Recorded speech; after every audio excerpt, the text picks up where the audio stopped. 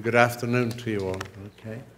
And my name is Father O'Grady, and I'm here to offer the parish mission during the next 3 days.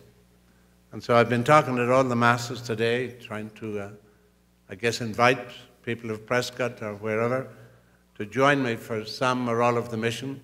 Pope Paul VI, he described preaching or evangelizing as one person sharing his or her faith with another. I love the simplicity of that definition, just sharing our faith with each other. And so I'll be here for 3 days, and on the first day, we'll talk morning and evening each day, the same talk repeated in the evening. But I'd like to spend the first 2 days primarily talking about the Mass, to know how can we come to understand it better. You understand it already. You wouldn't be here if you didn't. Your love of the Mass is very obvious. And I've seen you celebrate Mass here because I come to visit Sister Anne, who is my cousin. And yeah, we're related for better or worse. That's it. Okay. But we can always learn a little more. I find that I learned more about the Mass during the priesthood than I did in the seminary. I don't remember anything I learned in the seminary, and well, it's very far back, and a lot of it was in Latin, and I wasn't too sure what was going on. So now I can say that I believe I pray the Mass maybe much better than when I was first ordained, and I don't say that out of conceit, but out of gratitude.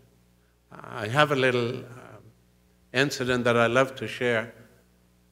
Down at St. Simon and Jude Cathedral, I like the early Mass, the 6:15, and there'd be about 80 people at it every morning on their way to work downtown. And I noticed a young man sitting there who, he was very intently following what I was doing at the altar.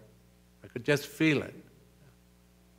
But I also noticed he never went to communion, and some people suggested that I should talk to him and help him. And I was trying to say, now maybe we should all back off and leave the man alone, mind our own business, and we'll be doing a great day's work. But eventually I did talk to him. And he said he didn't go to communion for the simple reason that he was a Baptist.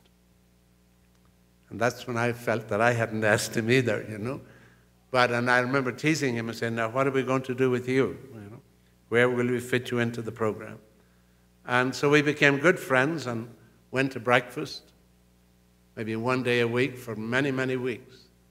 And he wanted to know about why is the Mass so central to the life of the Catholics. It's what identifies us, isn't it?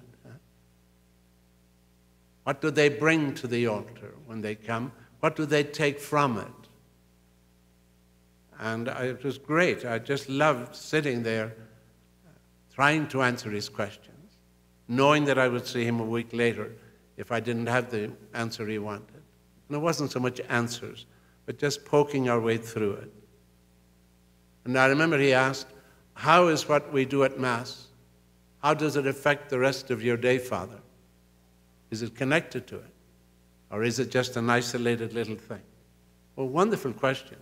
And so again, just sharing that with this man was a great blessing. And I like to think that I did a relatively good job because some years later he was ordained a priest. Oh, Lord, before you give me too much credit, he was ordained Episcopalian. So I left out, I somehow, I left out a few pieces or something was missing, And I could tease him about that, and we just became good, healthy friends, okay? And so to share with you what I shared with him, okay? And so if you can join me, we will have a session after the 8:30 Mass in the morning, and for about 40 minutes. We Irish don't do long church very well, okay? And so about 40 minutes, and we'll repeat that in the evening. Maybe it go a little longer, maybe. We'll see how it's going. And so but it'll be a repeat in the evening of what's done in the morning. In the evening, I gather the meetings are at 7 o'clock.